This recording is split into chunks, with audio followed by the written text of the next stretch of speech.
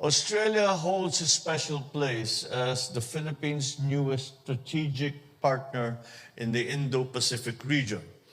Through this visit, we are sending a clear message that the Philippines is enhancing our regional economic integration agenda on several aspects. I have always had myself a personal fondness for this city, so it is a great opportunity to come back and visit, to be here at this forum with all of you. I am honored to stand before such a distinguished audience today. Your presence in this gathering speaks volumes about the importance of fostering robust business partnerships and collaborations between our nations. It not only underscores the significance of this forum, but also emphasizes the vitality of our economic and commercial ties.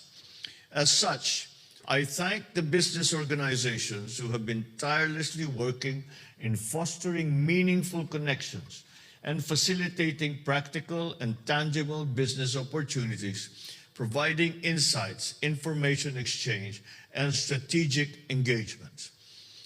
Let me also extend my appreciation to the companies that are already partnering with us and making it happen in the Philippines for your plans and significant investments that directly contribute to our economic development.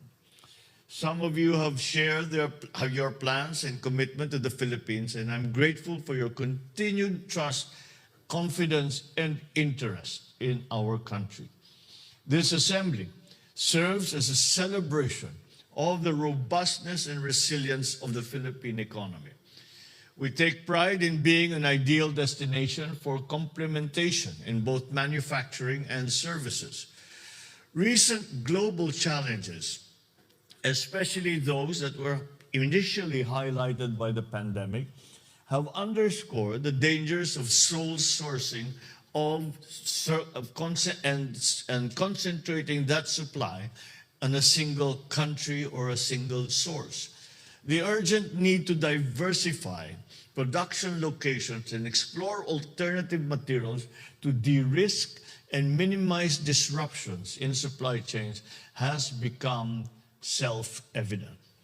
Moreover, the transition to a low-carbon or net zero scenario has further propelled the de-risking trend.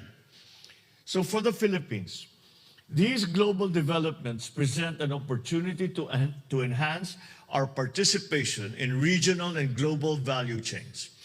As part of our development strategy, we are keen to explore new avenues of cooperation and foster mutually beneficial partnerships that are commercially meaningful, but also have a social effect.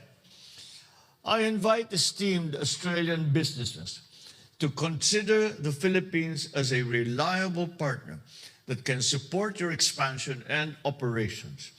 Let us embark on a journey of strengthened economic ties, mutual growth, and shared successes. We remain steadfast in our commitment to purposeful reforms evident in key legislative amendments. And it is why we always ask members of the leadership of the legislature to join us, because many of the plans that we have and many of the initiatives that we are proposing and endorsing require new legislation. It is a new world, it is a new economy, it is a new global economy to which we need to adjust not only our business sector, not only our private sector, not only our finance sector, but also our legislative sector to change, to make the very important structural changes that are necessary for us to adjust to the new global post-pandemic economy. For example, the amendments to the Public Service Act, the Foreign Investments Act, the Real Trade Liberalization Act, and Renewable Energy Act, they all mark a new era for strategic investments. Coupled with streamlined businesses, infrastructure development, and the Comprehensive Tax Reform Program, or the CREATE Act, These reforms position the Philippines as one of the fastest growing economies in Asia. In fact, we are in the process of improving the reforms under the CREATE Act, and we have used as a guide the inputs that we have received from potential and present investors in the Philippines in terms of the ease of doing business, in terms of modifying the tax structure, in terms of making it a more attractive investment destination. Our overhaul of fiscal incentive structures and responsive policies, including those facilitating public-private partnerships, or PPPs, play a pivotal role in promoting private sector participation. Furthermore, there is the establishment of the Maharlika Investment Fund, our sovereign wealth fund. That underscores our dedication to financing priority projects and driving socio-economic impact. The key principle that we have adopted, the very fundamental principle that we have adopted, was to consider the private sector as partners in the development of the transformation and development of our economy. It is very early on, we quickly recognize that government can do very much, but we must also realize that government cannot do it alone. And the private sector does many things that government does not do. And there are certain things that government does that private sector actually would be better at doing than leaving it with the government.